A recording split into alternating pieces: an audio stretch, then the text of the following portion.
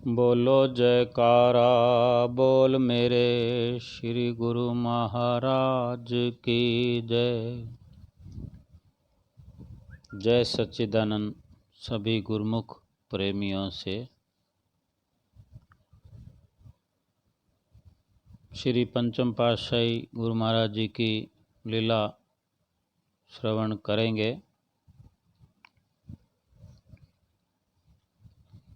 एक शब्द के साथ श्री गुरु महाराज जी के साथ प्रेमी किस तरह के शब्द इस्तेमाल करते हैं, क्या उनके दिल में होता है, क्या भाव होते हैं और कैसे श्री गुरु महाराज जी रीझते हैं अपने प्रेमियों से, किस तरह से दोनों के बीच में वार्ता होती है, बातचीत होती है, ख्याल बख्याल।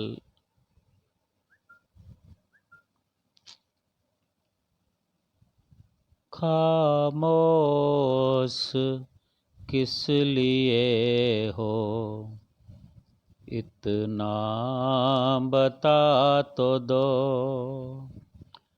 किस बात पे हो रीझते, कुछ कुछ पता तो दो। माला तुम्हारे नाम की जपता हूँ रात दिन, रहमत की एक नजर को तरसता हूँ रात दिन। तुझको लगे है देर क्या, बिगड़ी बना तो दो, किस बात पे हो रीझते, कुछ कुछ पता तो दो।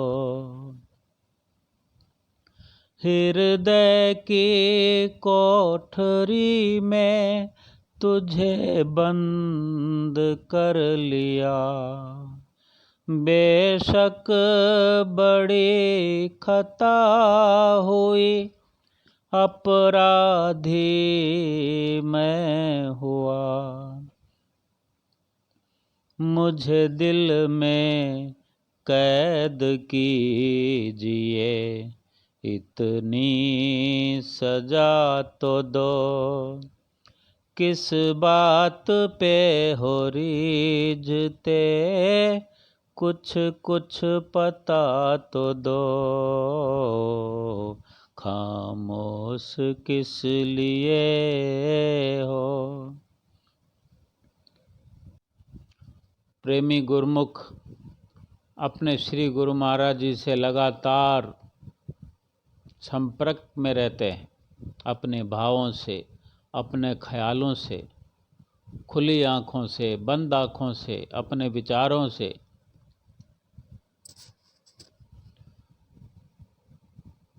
एक बार एक प्रेमी ने बताया कि श्री आनंदपुर गए हुए थे और उनकी जो बाई जी थी उनके कुटिया पर, वो साथ में थे, बाई जी के साथ में थे भगत जी। और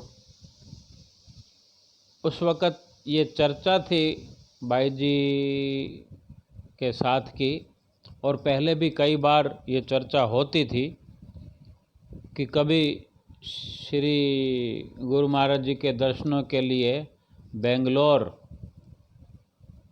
जाएंगे, बेंगलोर आश्रम विवेक धाम जो है बेंगलोर में है वो देखेंगे। तो भगत जी भी नित्य प्रति कुटिया पर जाते थे, तो ये बात कई बार होती थी। तो जिस बार कोई 1998 की बात है, 1998, श्री आनंदपुर से आ रहे हैं भाई जी के साथ, और भी संगत थी। तो भगत जी को पता लगा कि इस बार भाई जी ने श्री आज्ञा प्राप्त कर ली है बेंगलोर जाने के लिए। पांच प्रेमियों की, 5 लोगों की आज्ञा मिली है भाई जी को। और किसी ने बता दिया जो भाई जी के साथ अंदर गए थे। भगत जी ने कहा देखते हैं भाई जी अपने आप बताएंगे मुझे। तो भाई जी ने बड़ी देर में बताया। ट्रेन के अंदर कोई ऐसे बात हुई तो भगत जी ने कहा मैं तो चलूँगा, जब भी बेंगलोर जाओगे मैं चलूँगा, मेरी अभी से तैयारी है। कई बार हम देखते हैं कि संत महात्मा रहबर पूछते हैं कि चलोगे, तो हम लोग ऐसा कहते हैं कि देखेंगे, सोचेंगे, अभी तो दर्शन करके आए हैं। लेकिन वो भगत जी कह रहे थे कि अभी तो अपने घर पहुँचे नहीं हैं, लेकिन फिर भी मेरी जाने की तैयारी पक्की। श्री गुरु महाराज जी खुद ही मेरी तैयारी रोकें तो उनको अधिकार है, मेरी तरफ से मैं पक्का चलूँगा अगर आप ले जाना चाहें तो। अब भाई जी ने किन्हीं और लोगों की तैयारी कर रखी थी। अब 5 लोग तो कम समझो तो कम है, ज़्यादा समझो तो ज़्यादा समझो, लेकिन उन्होंने जिन को 5 लोगों में शुमार करना था, शामिल करना था, वो कुछ और थे, वो भगत जी का नाम नहीं था। तो ये धीरे धीरे बात भगत जी को पता लग गई। तो भगत जी निश्चिंत हो गए कि मैं दोबारा भाई जी से नहीं कहूँगा। बहुत जल्दी ये विचार बना लिया और कुछ समय, थोड़े समय बाद ही वो बेंगलोर जाने का मौका प्राप्त होने को था कि श्री गुरु महाराज जी कृपा बेंगलोर करने वाले थे। तो टिकट वगैरह बुकिंग करानी होती है। तो भगत जी को सब मालूम तो चलता रहता था, क्योंकि नित्य प्रति कुटिया पर जाते थे। लेकिन इस बारे में भगत जी ने दोबारा बात नहीं की भाई जी से कि भाई मेरे को लेके चलोगे, नहीं लेके चलोगे, कौन कौन जाएगा, कुछ नहीं पूछा। जहाँ से भी समाचार जिधर से भी मिल जाता संगत से, वो सुन लेते। उन्होंने कहा आप श्री गुरु महाराज जी के दर्शन करने जाना है, श्री गुरु महाराज जी ने बुलाना है, वो चाहेंगे तो सब कुछ होगा। श्री गुरु महाराज जी को उन्हीं को सौंप दी अपनी विचारधारा की डोर कि जैसे आपकी मौज। तो एक दिन भाई जी ने भगत जी से कह दिया कि भगत जी आपको चलना है। और उसके पीछे ये था कि जिन 5 लोगों को भाई जी ले जाना चाहते थे, उनमें 2 लोग कैंसिल हो गए और भगत जी का नंबर आ गया। भगत जी खुश तो हुए, लेकिन ज़्यादा खुशी ये थी कि श्री गुरु महाराज जी ने उनको ये मौका दिया। श्री गुरु महाराज जी ने रास्ता बनाया और जाने की तैयारी हो गई। वो जहाँ रहते थे वहाँ से कोई 48 घंटे 50 घंटे के आसपास समय बेंगलोर पहुँचने में लगा ट्रेन में। वहाँ बेंगलोर पहुंचकर श्री दर्शन हुए।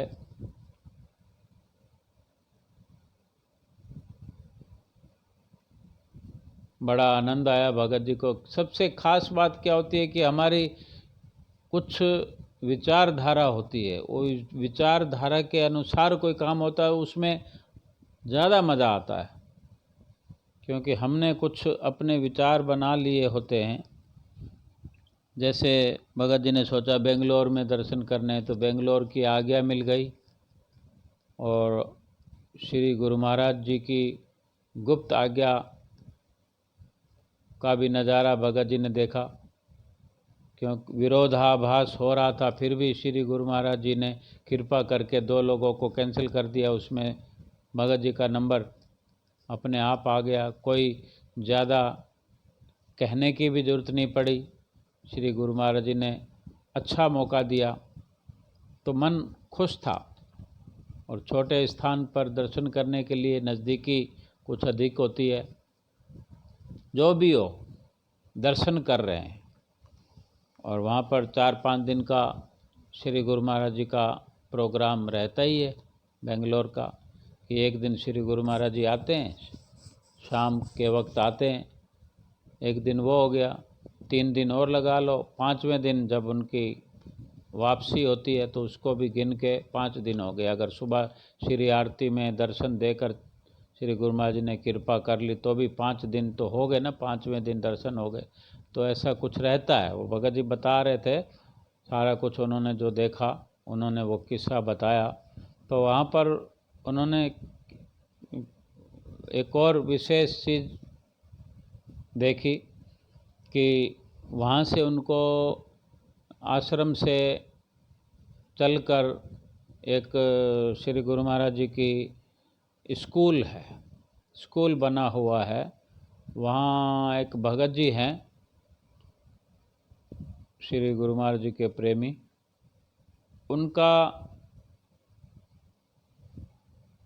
उनकी फैक्ट्री है, एक्सपोर्ट गारमेंट की कोई फैक्ट्री है, और भी कुछ होगा, लेकिन वहीं पास में स्कूल है ट्रस्ट के नाम से, जहाँ पर आसपास के बच्चे वगैरह उनको शिक्षा दी जाती है। तो उन भगत जी का बहुत सहयोग रहता है और काफ़ी देख रेख भगत जी भी करते हैं। तो ऐसा पता लगा कि बस जाने वाली है, श्री गुरु महाराज जी श्री कार में विराजमान होकर जाएंगे, साथ में वो बस जाएगी, और बस में भी फिर कितने लोग जाएंगे, गिने चुने लोग जाते हैं, सब के सब लोग जाएंगे ऐसा कुछ पता था नहीं। तो फिर ये भी होड़ लग जाती है कि कौन जाएगा कौन नहीं जाएगा। तो उसमें भी फिर सोच विचार हो गया कि भगत जी ने देखा कि मेरा नंबर आएगा कि नहीं आएगा। अब वो तो बात वो तो कोई भाई जी के हाथ की बात तो थी नहीं, वो तो श्री गुरु महाराज जी के या वहाँ के प्रबंधक जो हैं उनके हाथ की बात थी। तो वहाँ भी उन्होंने यही सोचा, जैसे श्री गुरु महाराज जी की मौज। उनके साथ जो संगत थी उन्होंने अपने आप आकर बताया कि आप भी चल सकते हैं, या फिर ऐसा थोड़े देर के बाद लगा कि जितनी भी संगत दर्शनों के लिए आई हुई है, छोटा आश्रम था, बहुत कम लोग होते हैं, सब जा सकते हैं। तो वो 1 से अधिक बसें गई थी, जो एक बार में नहीं पहुंचे तो दूसरी बार बस आकर लेके गई। वो कोई 10-15 किलोमीटर था या जैसा भी था, यानी वो एक आनंद था कि आगे श्री गुरु महाराज जी की कार और पीछे बस, कि हम श्री गुरु महाराज जी के साथ में चल रहे हैं, ये खुशी होती है। वो मौका भगत जी को मिला। तो वहाँ पहुँचे जैसे स्कूल के अंदर, तो वो बहुत बड़ी जगह थी और कुछ कंस्ट्रक्शन था और कुछ खाली जगह पड़ी हुई थी। तो वहाँ भी वो श्री कार वगैरह बड़े बड़े गेट होते हैं, तो उसके अंदर सीधी चली जाती है। तो वहाँ खाने पीने के लिए पहले तो वहाँ पर वो जैसे थोड़ा गर्मी का मौसम रहता है तो टेबलें लगी हुई थी, टेबलों के ऊपर कोल्ड ड्रिंक्स वगैरह तरह तरह के वो इंतज़ाम था। जिसको जो कोल्ड ड्रिंक लेना हो वो ले, अपने आप ले पिए, कोई मना नहीं है। ऐसा करते करते अब थोड़ी बहुत तो भीड़ तो थी। थोड़ी देर में पता लगा श्री गुरु महाराज जी का जो रूम था, उस रूम में श्री गुरु महाराज जी कृपा करने वाले थे। रूम तो भीड़ से बहुत छोटा था, जितनी भीड़ थी वो सारी नहीं समा सकती। बड़ा पलंग वहाँ पर रखा हुआ था, क्योंकि श्री गुरु महाराज जी तो समय समय पर आते ही रहते थे। तो आप जी का पलंग रखा हुआ होता है, श्री गुरु महाराज जी का अलग से रूम होता है, जैसा भी है। तो श्री गुरु महाराज जी ने कृपा की तो ढेर सारी भीड़ कमरे के बाहर एक साथ अंदर घुस जाने को तैयार थी। लेकिन जितनी अंदर जगह होगी उतनी घुसेंगे। तो वहाँ भी फिर वो जद्दोजहद भगत जी के लिए कि अंदर जा पाएंगे कि नहीं। लोग बाहर खड़े रहेंगे संगत प्रेमी, लेकिन एक अंदर का नज़ारा अलग ही होता है। लेकिन उस भगत जी का नंबर उस कमरे में भी आ गया। अब आप देखो, श्री गुरु महाराज जी पलंग पे विराजमान बैठे। हमारे घर में रूम होते हैं, कितने ही बड़े हों चाहे, अगर उस रूम में हमारे श्री गुरु महाराज जी आ जाते हैं, सपोज करो आ गए हैं, हमारे घर में जो डबल बेड लगा है उस पर श्री गुरु महाराज जी विराजमान है। अब उस जो बाकी जगह बचती है, बड़े से बड़ा रूम क्या होगा, 20 फुट का होगा।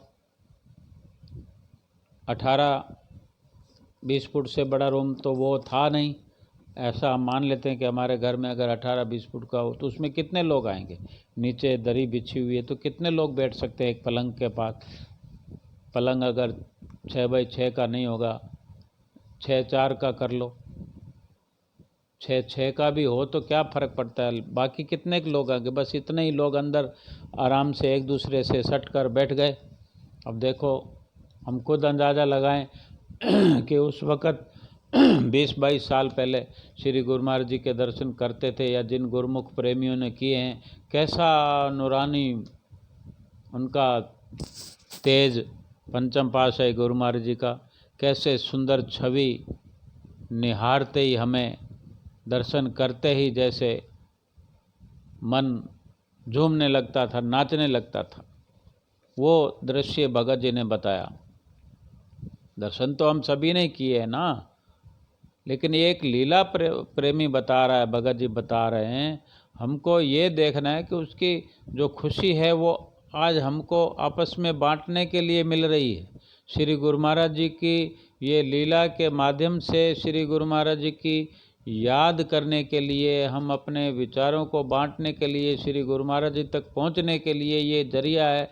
ये श्री गुरु महाराज जी की मौज है कि इस सब शब्दों का हम लाभ उठाएं। तो वो उस वक़्त उस कमरे के अंदर श्री गुरु महाराज जी विराजमान है, पलंग पर विराजमान है। कैसे लगते थे आप, हम खुद अंदाज़ा लगा सकते हैं। जैसे ढेर सारे असंख्य सितारों के अंदर बीच में चमकता हुआ वो पूर्ण चंद्रमा जैसे शोभायमान हो पलंग के ऊपर, ऐसे लग रहा था। वो भगत जी बता रहे थे। फिर श्री गुरु महाराज जी ने वहाँ सेव लुटाए, कितना मज़ा आया होगा। हर किसी को हाथ में ना आया हो चाहे, लेकिन मज़ा कितना आया होगा। श्री गुरु महाराज जी तो नचाते हैं सबको, जहाँ सेव फेंकते हैं वहाँ पर सारे उछल पड़ते हैं, हाथ तो एक के आएगा। तो वो एक तरह का नज़ारा बयान कर रहे हैं भगत जी। तो काफ़ी देर वहाँ जैसे चाहे 15-20 मिनट ही बैठने का मौका मिला। आप जी ने प्रवचन भी किए। प्रवचन याद नहीं रहते इतना समय के बाद, तो भगत जी ने कहा प्रवचन सुनाए थे लेकिन नहीं उनको याद रहे। फिर श्री आज्ञा हुई, श्री गुरु महाराज ने फरमाया कि बाहर चल के लाइन बना के डोसा खाओ। तो सभी संगत खड़ी हो गई और श्री गुरु महाराज जी को माथा टेक कर सब लोग बाहर चले गए और बाहर एक लंबी लाइन बन गई। और गर्मा गर्म, जैसे आजकल तो ब्याह शादी ब्याह के अंदर बड़े बड़े टेंट हाउस के अंदर, बारात घरों के अंदर ये डोसा मसाला डोसा और ये और भी कई होते हैं आइटम, इडली वगैरह, सांभर। अब बेंगलोर में तो ये सब चलता है, वहीं का खाद्य पदार्थ है ये।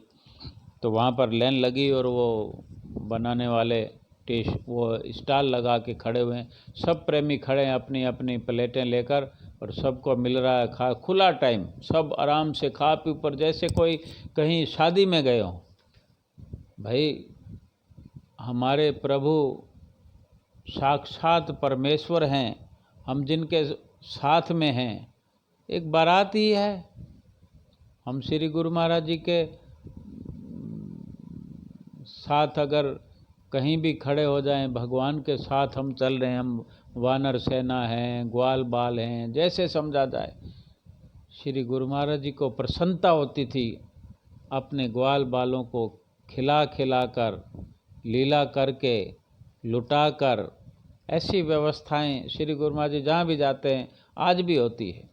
आज छठी पातशाही गुरु महाराज जी के भी सानिध्य में हम ये सब रसपान करते हैं। तो भगत जी बता रहे थे, फिर आराम से खा पी कर बड़े आराम से आए। श्री गुरु महाराज जी की कार, श्री कार पहले रवाना हो गई और बस थोड़ा आराम से सब लोग फ्री हो गए। फिर धीरे धीरे आराम से बैठकर आए और उसके बाद में वहाँ पहुँचे तो फिर दर्शन खुल गए आश्रम पे। फिर दर्शनों का मज़ा, क्या आनंद आता है जब श्री गुरु महाराज जी सिंहासन पर विराजमान हो। और प्रेमी है जो अपनी भावनाएं व्यक्त करते हैं, और वो कहते हैं आनंद तो आया लेकिन इतना नहीं आया कि मेरी तमन्ना पूरी होगी। तमन्नाएं पूरी नहीं होनी चाहिए, फिर अभी बाकी है। पूरी हुई जो आरज़ू वो आरज़ू ही क्या, दिल को मिला जो चैन तो फिर दिल ही क्या रहा। बेताबी मेरे दिल की मगर कुछ कुछ बड़ा तो दो। किस बात पे हो रीझते कुछ कुछ पता तो दो। खामोश किस लिए हो, डरता हूँ बेकरारियाँ हद से गुजर न जाएं। खामोशियाँ सितारों की भी मंद पड़ न जाएं।